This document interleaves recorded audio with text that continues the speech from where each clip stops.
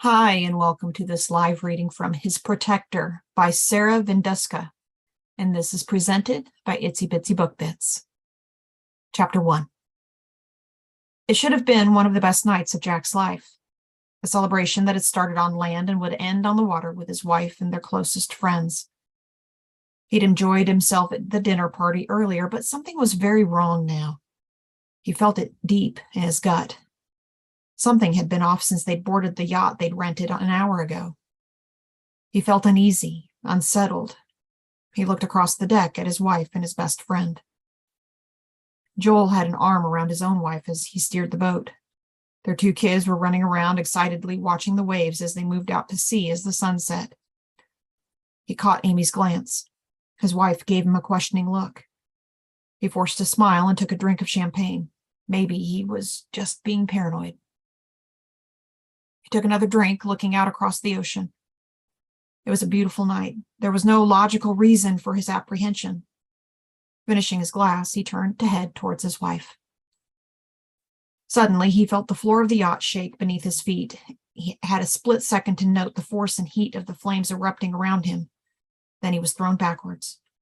He had just enough time to register the sharp pain in the back of his head before his body was airborne, weightless.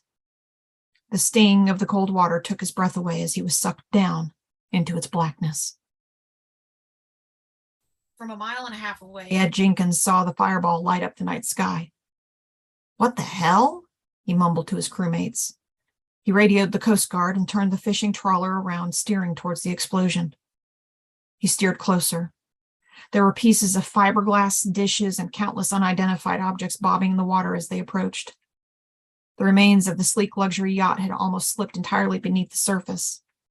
They glided through the debris looking for survivors. He slowed the boat, and two of his mates, Mark and Pat, dove into the water. He anchored the boat and shined his high-powered flashlight along the dark surface of the water, scanning for anyone still alive, hoping for a miracle. He saw Mark bob to the surface, a pale figure in his arms. One look at Mark's face made his heart sink. They were too late. "Help me pull her up," Mark said, swimming towards him.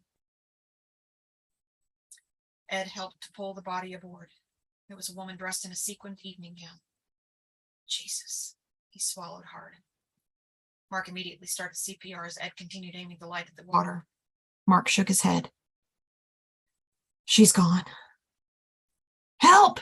Pat pulled a man in a suit out of the water next. "I think he's still got a pulse," Pat yelled, climbing aboard.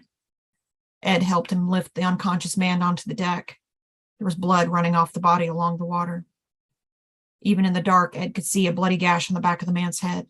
He dropped to his knees and began CPR. Several long minutes later, the man coughed out water and gasped in a breath. "My wife," he whispered before passing out again. Ed looked at the woman lying lifeless on the deck of his boat. It was then that he noticed she was visibly pregnant. "Jesus," he muttered, feeling sick. He looked back down at the man breathing shallowly at his feet. Something about him looked vaguely familiar. He reached into the man's jacket and pulled out his wallet. Jack Amborn. The name didn't register at first. When it did, Ed started shaking and had to sit down. Chapter 2. "You think he's still going to run?" the campaign manager asked his lead strategist. "Would you?" the man asked in response, handing him the front page of the New York Times. "Presidential candidate Jack Amborn, only survivor of deadly boat explosion. Baltimore mayor and presidential candidate Jack Amborn is recovering at Johns Hopkins Hospital today after the yacht he was sailing on exploded late last night. The crew of a nearby vessel witnessed the explosion and pulled him to safety. Mr. Amborn is the only survivor. Killed in the explosion were Mr. Amborn's wife, who was 5 months pregnant, Joel Meyer, his vice presidential running mate, Meyer's wife, and their 2 children. Jack woke up confused. At first, everything happened in slow motion, becoming aware of his body one sensation at a time. The dull ache in his head, the shadowy room, the smell of antiseptic. He knew he was alone in the room, yet there were muffled sounds and voices all around him. He tried to sit up, but a wave of dizziness and pain forced him back down into the darkness. When he opened his eyes again, a nurse was looking down at him. The young woman smiled. "How are you feeling, Mr. Amborn?" Jack blinked. "What?" His voice was a weak whisper. He swallowed, tried again. "What happened to me?" A shadow crossed the pretty young face above him, and she hesitated an instant too long before asking if he wanted a drink of water. "Oh, Jesus," Jack whispered as everything came flooding back. Dark, painful images that couldn't be reality. The boat. Explosion. "I'll get the doctor," she said, rushing to the door. Jack struggled to a sitting position as the nurse opened the door back up minutes later. "My wife, where is she?" He caught a glimpse of 2 Secret Service agents outside the door as the doctor entered the room. "Where is my wife?" he asked forcefully this time. "Amy, where the hell is she?" The doctor was instantly at his side. "Please, just relax, Mr. Amborn." Jack knew the truth the instant he looked at the doctor in the eye. "No." He couldn't breathe. His chest felt as if it were being ripped in half. "I'm sorry, Mr. Amborn. There were no other survivors." Jack shrugged off the doctor's hand, gasped in a breath. No, my wife, the baby. Joel." His voice trailed off. "I'm sorry," the doctor repeated. "Oh, God. Oh, Jesus." Jack pushed back the covers, tried to get out of bed. "No," he yelled, sobbing now. It wasn't real. Couldn't be real. "Amy," he yelled. His head pounded and he couldn't see. Couldn't breathe. It took the doctor and 2 nurses to push him back into bed. "You have to calm down, sir," the pretty young nurse said, injecting something into his IV line. Jack found himself drifting off again. He fought uselessly against the darkness pulling him under. He didn't want to sleep. He wanted answers. Wanted his wife.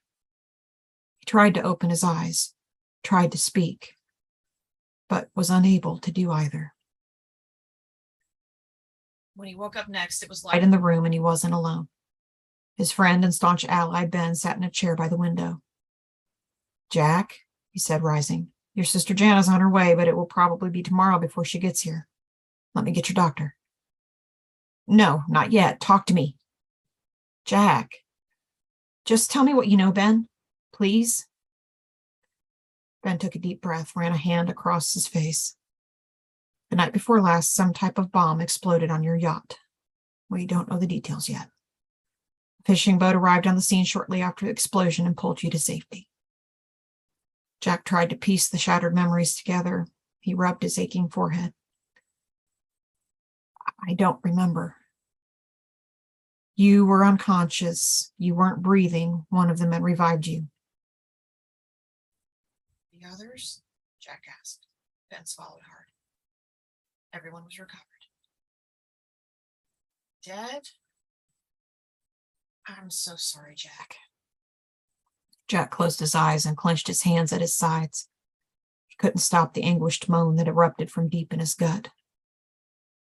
"I'll get the doctor," Ben said and rushed out. Jack took several deep breaths, fought to get himself under control. He was not okay, far from it. But the one thing he could focus on was getting the hell out of there. He could fall apart and grieve later. "No more drugs," he said when the doctor opened the door and stepped towards him. The doctor frowned, but nodded.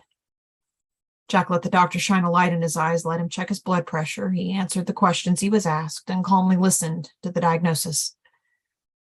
"Stitches at the back of your head, severe concussion, near drowning." The words seemed to come from some far-off place. Jack nodded, turned toward the window, and didn't speak again the rest of the day. He must have started to doze off, but the sound of the door opening had him awake and alert. The sight of his sister rushing into his room nearly had him in tears. His sister owned a successful marketing firm and last he knew had been in Japan.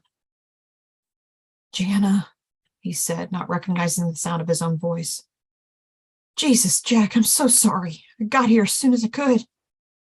The tears in her eyes were his undoing. The careful wall he'd started to build around his heart instantly cracked and the grief paralyzed him. He couldn't speak. Then Jana was there next to him, wrapping her arms around him. They held each other and wept for several long minutes. Jana eventually pulled back and sat up, rubbing her eyes. I'm sorry. When I got the call, God, I was so scared. I thought I'd lost you. You're all I have left, but I was being selfish. I can't even imagine what you're going through. Don't apologize, ever. You and me against the world, right? She nodded and gave him a watery smile. It had been their mantra for so long after they'd lost their parents. Now, in the blink of an eye, he'd lost his wife and his two closest friends, and it was down to the two of them again. Amy's family is here, she said softly. Jack nodded. He'd expected that. I'm not leaving. And thank God for that. He didn't think he had the strength to face them alone.